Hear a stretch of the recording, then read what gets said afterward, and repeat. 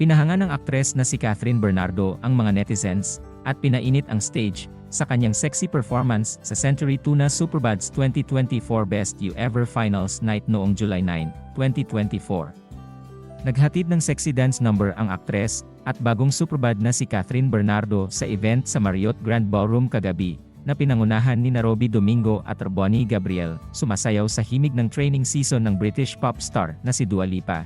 Ginulat ni Catherine ang crowd sa kanyang Superbad na katawan at galaw na kinoreograph ng dance group na G-Force. "It has always been a dream of mine to be a Century Tuna ambassador," sabi ni Catherine sa programa. Ipinakilala si Catherine bilang bagong endorser ng local canned food label na Century Tuna noong March. Ang mommy ni Catherine na si Min Bernardo ay nag-post ng isang video online na binabati ang kanyang anak para sa isang job well done.